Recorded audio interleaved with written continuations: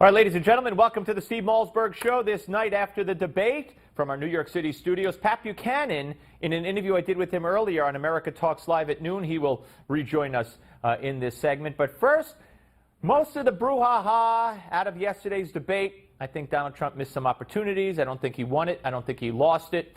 But this is what he said that stirred everyone.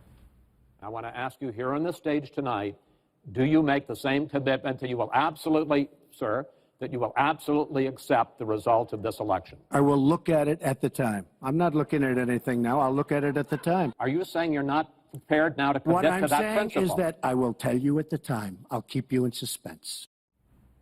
Now, last night I said in my post-debate analysis, hey, today he's got to go to a rally, if he's doing a rally or whatever, and explain it. And he did just that. I would like to promise and pledge to all of my voters and supporters and to all of the people of the United States that I will totally accept the results of this great and historic presidential election if I win. But I would also reserve my right to contest or file a legal challenge in the case of a questionable result. Exactly. Exactly. Are you telling me Hillary has no lawyers? That if they think there's been chicanery in the election, that she's not going to contest the results? The way Al Gore did. Watch.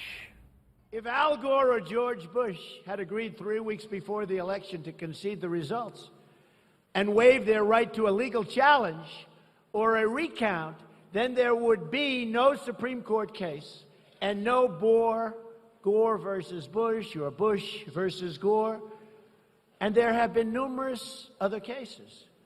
In effect, I'm being asked to waive centuries of legal precedent designed to protect the voters. Yep, that's exactly what I said last night, and he did the right thing today. Now, Al Gore, remember 2000? Watch. Sir, is this the last battleground, sir? If you lose at the Supreme Court of Florida, will you concede? Well, the effort I have underway is simply to make sure that all the votes are counted, and when the issues that are now being considered in the Florida Supreme Court are decided, that'll be an important point. But I don't want to speculate on what the Florida Supreme Court will do. He dragged it on. He dragged it on. I have here a Newsweek story. There's a link to it on Drudge from 2002.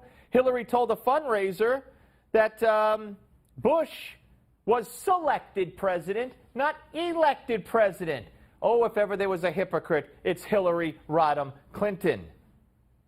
And then Hillary was on stage when the crowd recently, a few weeks ago, started chanting that Gore won the 2000 election. And watch Hillary's reaction.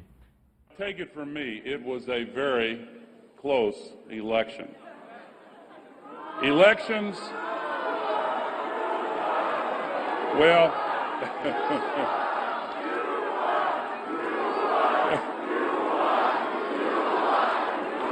here's my point. Look at Hillary. Yeah, you won, Al Gore. You won. Now she's outraged that Donald Trump won't accept the results of the election. Hypocrites. That's what they are, led by Hillary, the hypocrite in chief. Now, some other controversial statements that Donald Trump made that the media is going crazy about all day. Watch. I am on record as saying that we need to put more money into the Social Security Trust Fund. That's part of my commitment to raise taxes on the wealthy. My Social Security payroll contribution will go up, as will Donald's, assuming he can't figure out how to get out of it. But what we want to do is to replenish the Social Security Trust Fund. All right, he called her a nasty woman. And the media, oh, that's it. He lost women. He will never gain another woman. He called her a nasty woman. She gratuitously, in a malicious manner, interjected a snide remark against him. He called her a nasty woman. Haven't we come to the point in America where you could say nasty woman like you could say nasty man? I guess not if it's against poor Hillary. Oh, she's the strongest woman in the world. Poor Hillary. And one more. One of my first acts will be to get all of the drug lords, all of the bad ones. We have some bad people in this country that have to go out. We're going to get them out. We're going to secure the border. And once the border is secured, at a later date, we'll make a determination as to the rest. But we have some bad hombres here, and we're going to get them out. You said bad hombres, referring to drug lords and murderers who are here illegally. You would have thought God knows what he said. So they say Trump lost, he didn't lose, and the election's not over.